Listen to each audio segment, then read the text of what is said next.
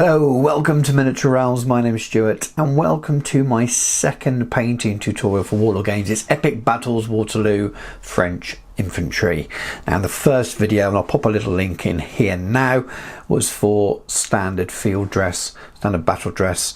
So your blue jackets and your white trousers and the white front on the trousers and all the things you normally associate with the French Napoleonic uniform. Obviously that changed a lot over the period, but you know where I'm coming from if I'm talking a little bit in general. And now this is the second video. When I did the British versions many months ago now, I did two parts. I did a part 1 and a part 2, and part 2 covered the basing, and it covered how to do the command stand, and I'm going to do something similar, not quite the same, but something similar with the French. Now the French themselves as sculpts come in two styles, so the standard field dress, which I've already described, and those in greatcoats. And on your sprue that you get for your French infantry, you get a bit of a mix, 50-50, apart from the command strip, which is all in standard uniform. So I wanted to do a tutorial to show how to paint the greatcoats, and also cover off a little bit on how to do the command stand. Now with some of my units, not all of them, I've actually been splitting my command stand. You may just see a little line there where I've cut the strip in half, and I've split it so that I can have pretty much all greatcoats in one unit and all standard dress in another unit, rather than having them sort of mix and match. I don't mind them mixed up, but it looks a little bit odd for my mind when you have 4 stands in a regiment and all of the models in a row of 10 are all dressed one particular way. It just doesn't look quite mixed match enough. So I split it over, and I'll pop a little image on the screen now. This was the finished strip from the first painting tutorial, and some of you noticed when I showed the pictures of the back that 5 men on the back there have greatcoats, and they were the other half of this strip.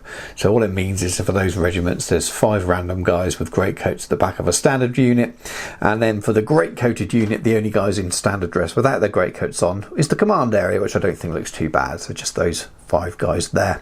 So 2 normal guys, the officer, the drummer, and the standard.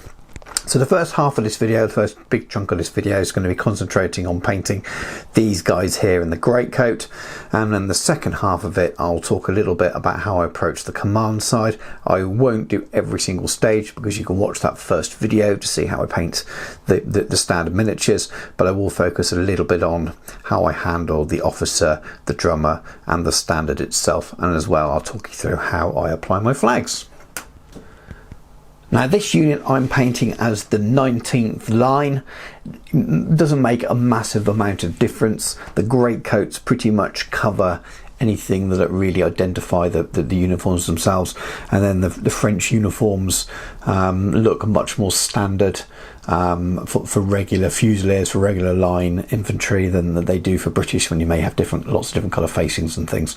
So it won't make a big difference, but I'm going to mention that anyway.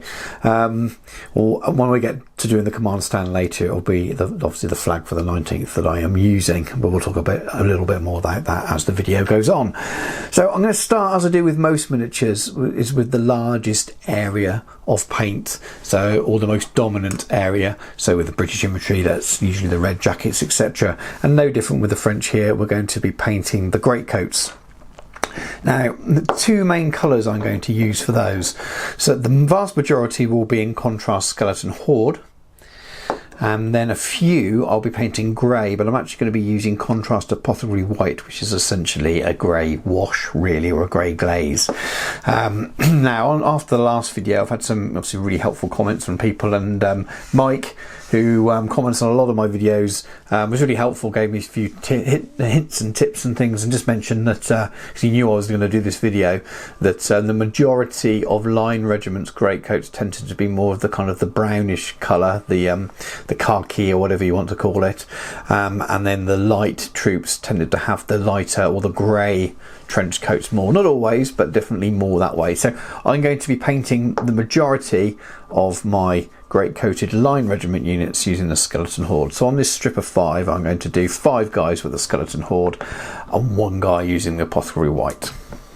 So starting with the guy I'm going to be using apothecary white on, I'm just going to pick one of the guys and paint this over the miniature, and I'm going to go for this guy here. Now you won't see that this is making an awful lot of effect, but it's kind of a trust the process thing really. All it is just going to slightly darken the shade that I've done with the Zenithal highlight. Now as I'm doing this, I'll run briefly through the Zenithal highlight, which I do on a lot of my videos. If you watch the part 1, the battlefield dress, I'll talk about it there, and then I'll also pop a link in now for the British tutorial, which will actually show you as part of the video how I do my Zenithal pre-highlight or pre-shade with my airbrush. But essentially it's to create this grayscale looking effect with the miniatures. Black prime first, a top down airbrush of white to give it a kind of a bit of a sort of a dusting to give it a natural highlight, and then I dry brush afterwards with white as well, and what that tends to do is to give me this what looks like a grayscale miniature, and it's brilliant for when you use contrast paint over with glazes afterwards. It really kind of gives you some natural highlights and some natural shadows, which takes a lot of the work out, which means that you can, with a lot of the areas of the miniature, not do any highlights, and then it's really optional whether you add them afterwards, which I do a little bit. Now that's the apothecary white done on the one jacket, and you won't be able to see it on the video, I'm sure. I can barely see it, but as it dries it does give you a slightly more grey area, and it's just toned down some of the highlights, and I will highlight that afterwards. Now a lot of the miniature, just like with a standard line, will be white, so their trousers, some of the areas on their fronts here with their webbing and straps and things. Now if you've gone too white here, you lost some shadow, using apothecary white on the trousers and things is great. Because it's such a small area and I've already got that grayscale look, I don't feel I need to do it there, so I'm going to be leaving it. So it's kind of see what your pre-shade is like and take it from there. Now the next stage is the skeleton horde, and this is a colour will actually show up on the camera a little bit more. And again, just with the white, I'm going in and picking out the greatcoats. I don't want this to pull too much or be too heavy or too light, so I'm just going to keep an eye on it all the time as I'm applying it, and if I do get a little bit too much on anywhere, I will remove it with a clean brush. I am also going to try and keep it as much as possible off the areas of the miniature which I don't want to be this colour. That might seem like an obvious thing, but with more standard painting you can just go back and paint over it.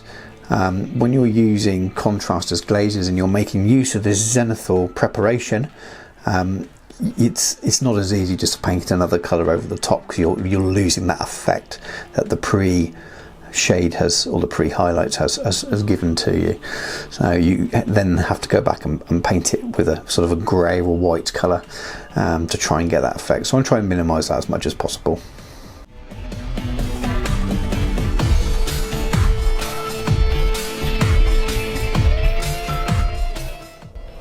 And while we've got the contrast skeleton horde out, I'm just going to do a couple of the covered shackles now. I know at this period most of the shackles would have been a grey or blackish oilskin, but I'd like to do a little bit of variation in there. I know that I think kind of 1812 Russia and Peninsula may have seen some other colours as well.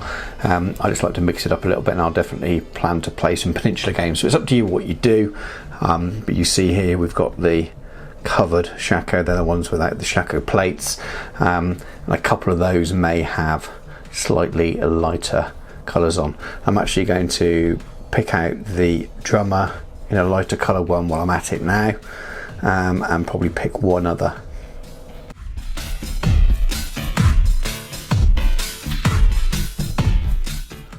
And then while we're doing the covered shakos, there's two more, and I'm going to do them in a grey rather than black, just so they stand out a little bit more from the actual shako. So I'm going to use contrast Basilicanum grey.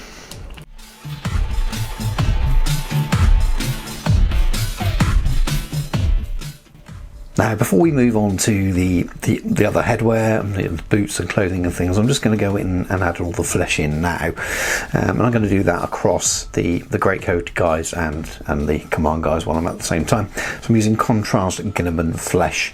The idea is to hit all the faces and make sure you pick out the hands as well.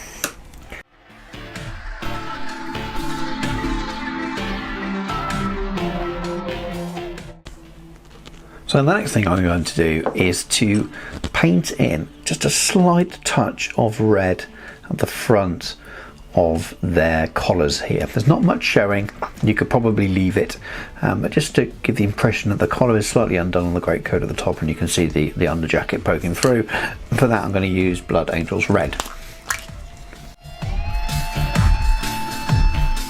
So now it's time to do the rifle stocks, and I'm going to be using contrast gore grunt of fur. Now the key here is to I'm going to cover the whole barrel as well, even though I'm going to go in at a later date and use a metallic paint on there. It makes it a little bit easier. So I just work my way along doing different angles and then turn the miniature around and repeat again. So this time I'm just doing this side of the stock, and then in a moment I will flick them over and aim on the other side. So the next stage is to do their hair. I tend to choose 3 colours for this, open all the pots at once and work my way through.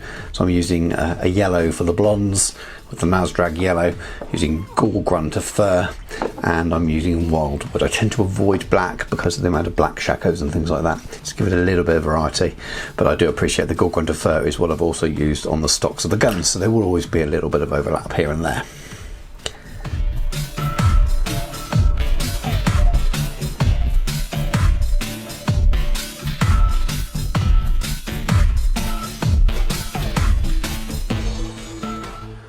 Continuing with the gore grunt of fur, while we have it out, I'm going to look to do the packs. And I discussed a little bit on the previous video with the standard line, is that the packs, I believe, were some kind of hide.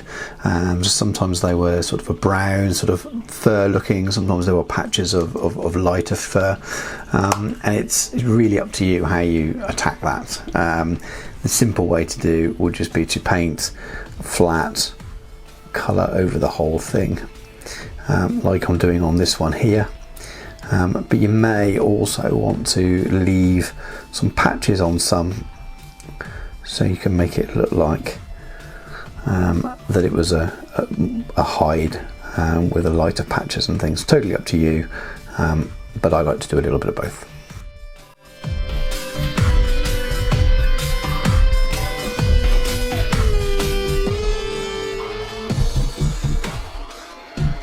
I then use Skeleton Horde to just touch up and add a tiny bit of colour in the areas that I've left blank, and you can highlight these afterwards with a little bit of white if you really want it to stand out. And again, I think most people will probably leave those parts off, but it is an optional thing. And also, while we've got the paint open, well, we're not concentrating too much on these guys now because they're not wearing greatcoats. It's just easy just to cover off the greatcoats that they've got rolled onto the top of their backpacks at the moment. And again, thanking Mike for his tips around more of the darker, more tan coloured greatcoats in the standard line infantry.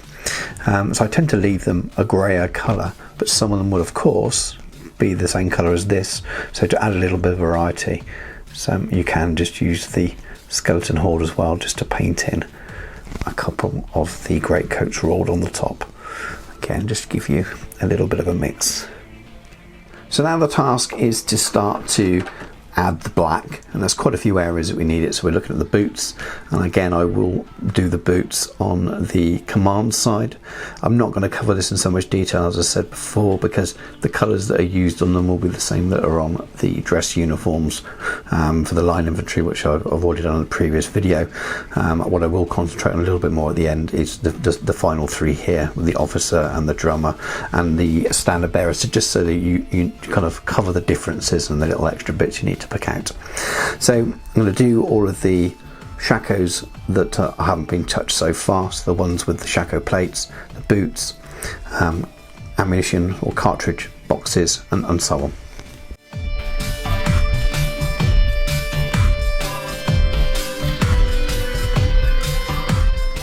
Right, we're getting there now on base coats on the guys with the greatcoats. So next colour is some Highland blue from Speedpaint, and I'm using that for the little pom-poms on the top here.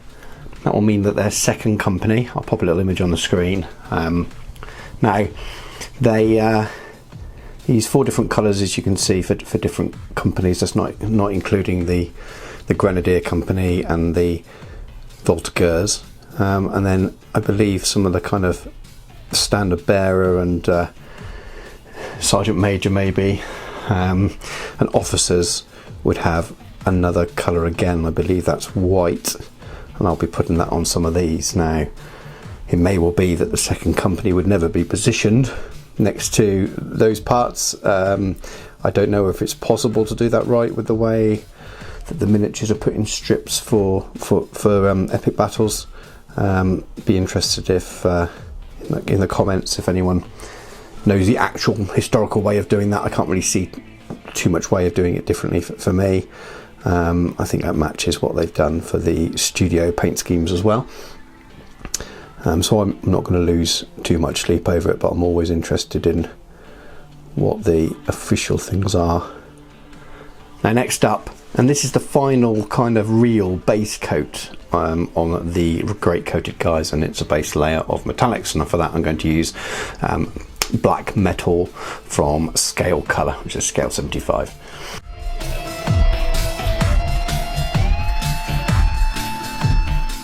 Now, I said that was the final coat on the base layer, and of course that was a lie. And I need to use the Necro Gold, also from Scale Colour, to do the Shackle plates. And then also adding gold down the side of the Shackles with their straps, and it's only on their left side, our right, as we're facing the models. So the other side is covered by the musket. Now, like with any of the tutorials I've done for this range, using this method, so the contrast over Zenithal, you could leave it here and they'd be absolutely fine for tabletop. I'm still ignoring the ones that I haven't finished painting. I would, however, if you're considering stopping at this stage to just your base level, I really would consider going back and reinforcing the white, which is actually the final stage I do. And I think that really makes the difference. And reinforcing the white on these miniatures means the trousers, and it means all their webbing. It just tidies it all up and really makes the miniatures pop and stand out. However, we're not going to do that yet because it is the final stage. So I'm going to concentrate on finishing off the 5 guys in greatcoats, and the areas I'm going to highlight are the greatcoats themselves, the skin, and the muskets, so the metals on the muskets, and little dips on the Shackle plates as well, because that really makes it pop. I may do a little bit of highlighting on the Shackles themselves as well when I highlight the greatcoats, but other than that I'll leave it. So I'll leave the rifle stocks, etc, etc. I'll leave the little bits of red because they're just not needed at this scale. So let's start off with the one guy with the grey greatcoat, and I'm going to use grey cere for that. I've been using it quite a lot, thin down on my palette, and it's a very, very, very subtle tidy up and reinforcement. This won't show up a great deal for now until we've added the white in.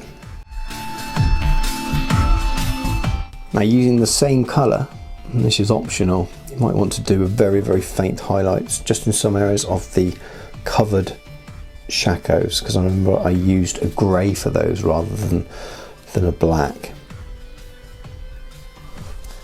All I'm really doing is emphasising that little V shape at the top, so it just looks like the light's catching it slightly. And then at the back, you may just want to just catch the top of it very, very slightly.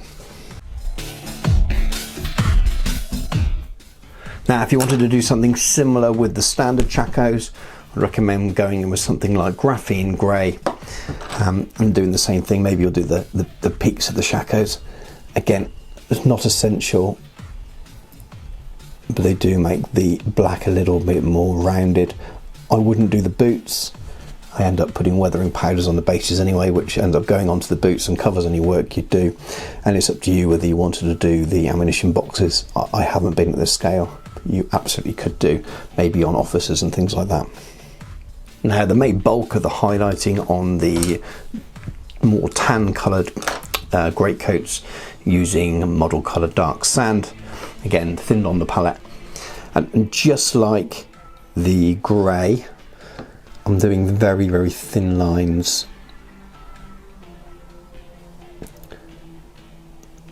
just to make the colour pop a little bit more.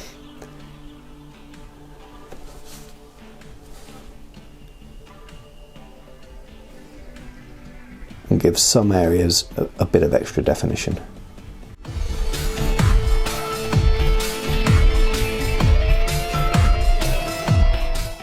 And in the same way as the other Shackles, I can use the same colour to just pick out the tan ones. So again, focusing on that little upside down V, that triangle on the top, and maybe picking out the top rim on the other side.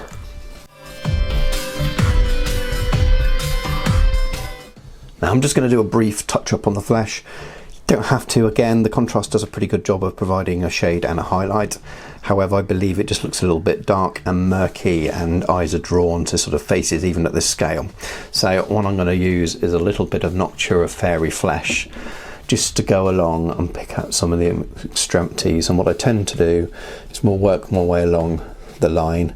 Noses first, then their right cheekbone, the left as we're looking at it, and then maybe chin and so on, just adding a little bit just till it picks it up, and then the tops of the top knuckle of the hand and things, just where the light is catching, and that slightly cleaner paint on top just really makes it pop and stand out a little bit more.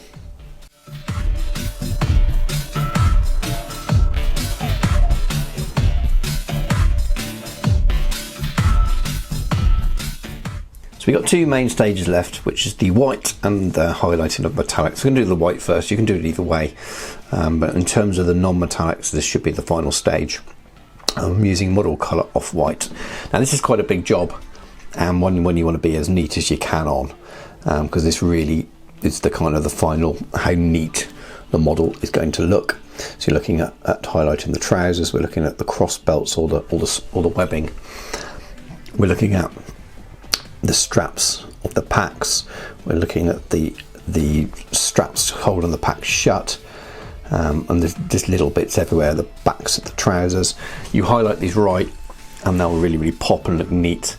You make a mess of it, and it can look a little bit scruffy really, so it's worth taking your time over it and sort of doing methodically.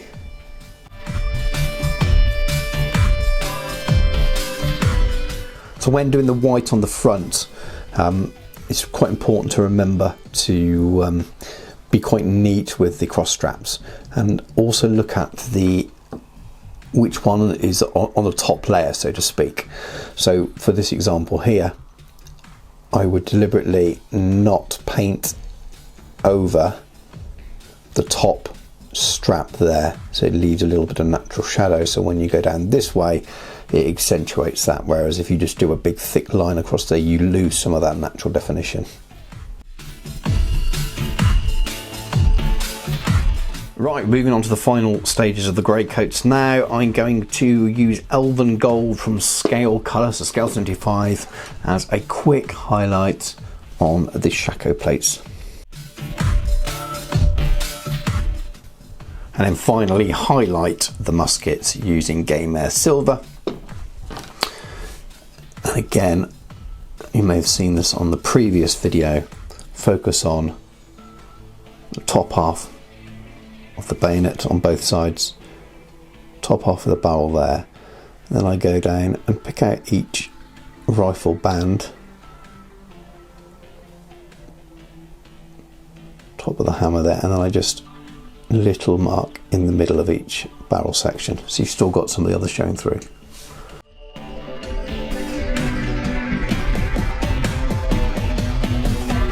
And there we are, that is the greatcoat half of that strip done. And then for those of you who know what Blue Peter is, here's one I've completed before.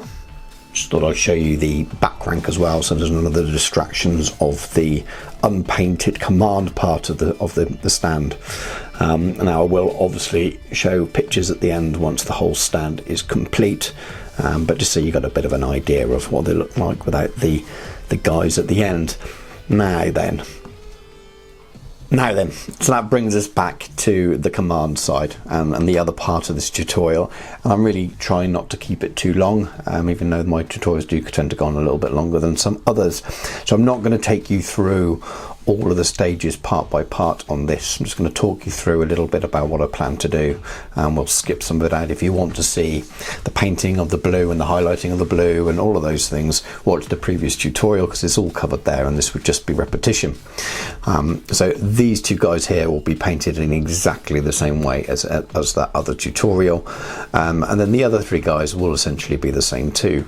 The only changes will be what the difference in uniforms. And there's a little image on the screen there, and you can see that the officer here hasn't got the slightly different coloured front, so that'll all be blue. You'll have that little bit there isn't his collar, it's like a little gold choker thing. Someone's going to tell me what the official name of that, maybe Mike or someone. That will be gold. You'll have gold epaulette as well, and then the drummer. The drummer has markings on the sleeve.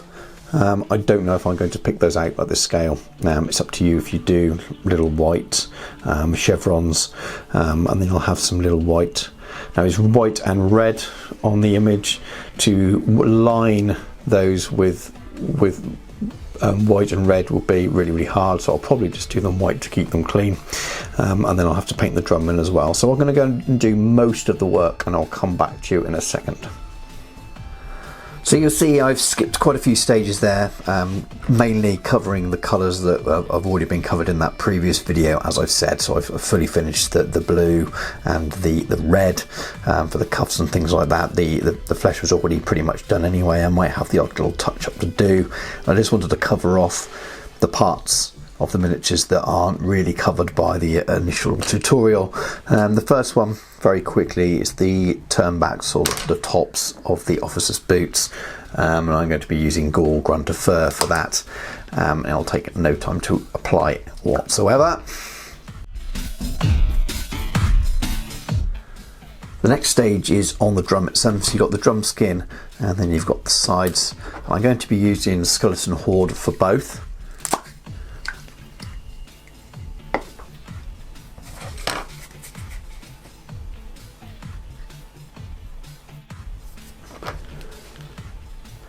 Now for the drum skin at the top, a fairly thin layer.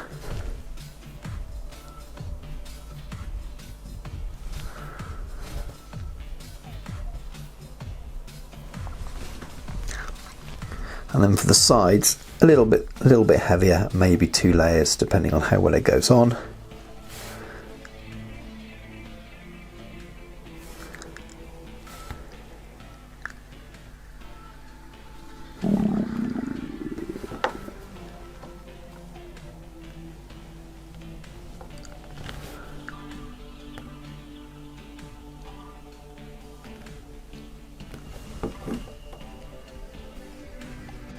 And once I'm waiting for the drum to dry, I'm going to use some Necro Gold from Scale 75 and then pick out, there's quite a few little elements here. So we've got the little gold choker thing, we've got the Shackles straps, we've got the epaulette on the officer, on the banner bearer, and of course the eagle at the top as well. And there's some butters and things around. Now to highlight the gold, I'm going to continue with Elven Gold from Scale Colour.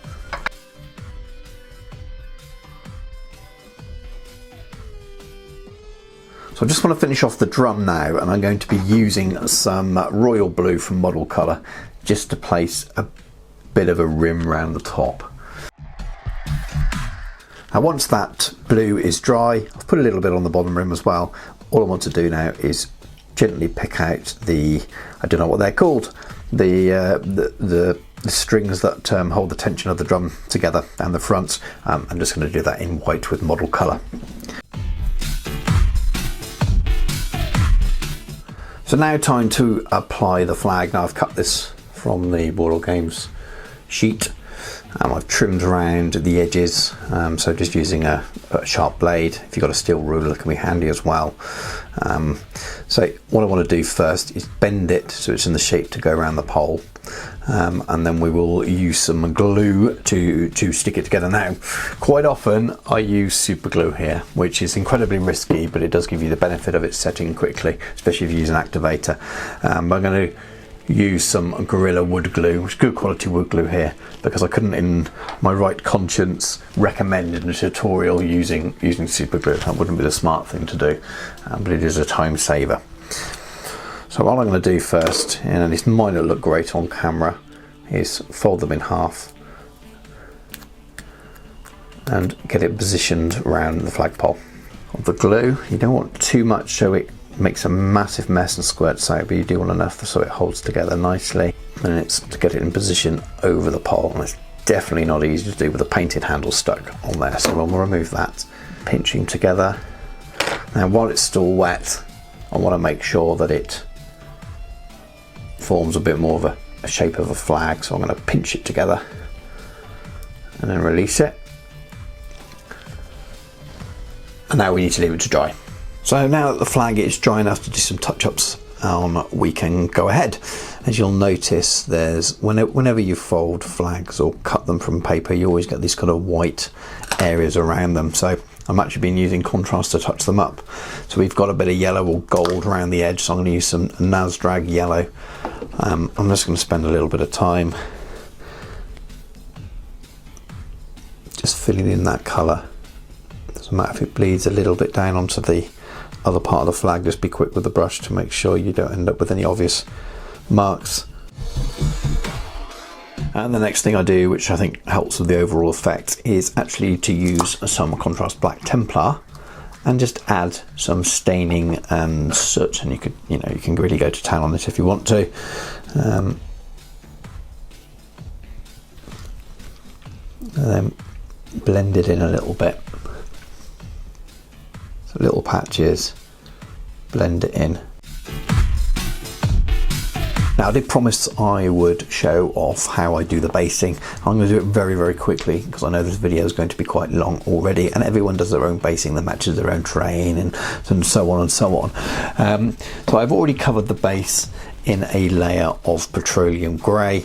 I tend to put that as the base layer on most of my bases, and in many different scales. You can use a brown, whatever it happens to be. It's just something that provides a pretty dark kind of shadow for it to build on top of. And I use Vallejo earth texture quite a lot, and this is the dark earth. And now you can vary how thick you apply it. Normally I like to go fairly thin and build textures up in other ways, especially with miniatures of this scale. We do need to be wary of the lip of the plastic molded base, the pudding base or whatever you want to call it here. So I do want to smooth that over just like you can see there. But on the flatter areas, and I've got to be careful because the second strip's going to go on here. On the flatter areas I may do a much lower level. But I won't show you all of that, I'll just cut back to the next stage. Once that's dry, the next stage is Agrax Earthshade over the whole base.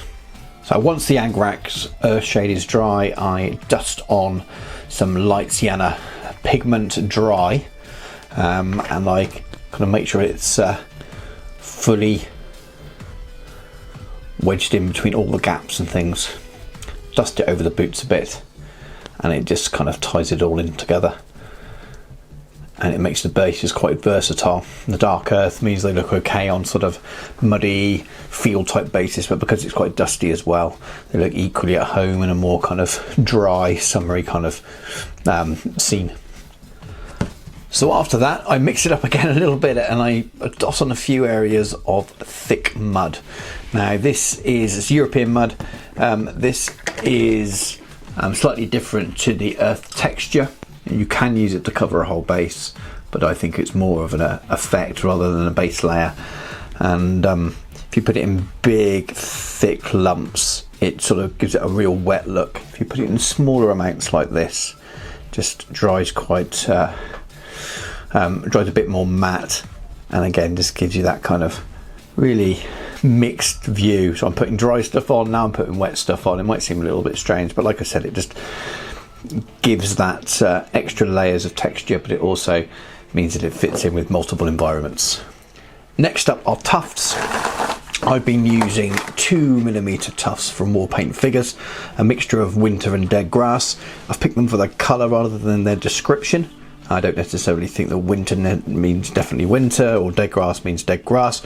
There's many variations of colours of grass depending on how much sun it's had, how much moisture, etc, etc. They're not saying they're bad descriptors either. I've just picked them for the colour rather than, as I said, the description. Now, the reason I use tufts rather than flock is I'm not a massive fan of flock, if I'm honest with you. They're very good if you've got the time to use it with a static grass applicator, but at smaller scales there is a danger that it can look a little bit messy. So what I'll do a mixture of two things. Sometimes I will take a tuft and cut it in half. Hopefully this stays in focus. And then I can place that tuft towards the front of a base with the flat cut side towards the straight edge. And then sometimes I will just pick the whole larger tuft and find a larger area for it to go in. So I do a bit of a mix. I'll go around and not completely fill the base, but put a few on. And there we are, all finished. So it's a bit of a mix throughout the video, as was expected. So we've got the tutorial on the Greatcoated troops, and then just a few little extras and tips and tricks and things on how I do how I approach the command stand. But they essentially are the same as the regular troops, really, with a few little extra details, which I'm sure most people would manage to pick out by themselves anyway. If you do have any questions and things, please do put it in the comments. Any of the questions that that have come up during the painting, I'd love to hear from you experts in there. Give me a little bit of extra information. I never profess that everything to do with this paint job is going to be 100% accurate in terms of historical nature, but I think they're close enough to game with. I don't think there's anything too much on here that I'm going to lose any sleep over, that's for sure. But I had a lot of fun doing them, and I'm looking forward to actually getting lots of them painted so I can produce an army. I'll put a few pictures up on the screen as well now, rather than me just spinning it around. This is the first tutorial you've watched of mine, please do consider watching the first one of the French if it's French you're interested in, and I've got lots of other painting tutorials on the channel for this scale, and a few for bolt action and things as well. Quite a few periods covered, quite a few topics covered, and hopefully you find some other things on the channel that you may like. But if you have liked the video, a like would be fantastic. Maybe consider subscribing to the channel, and I'll catch you all soon.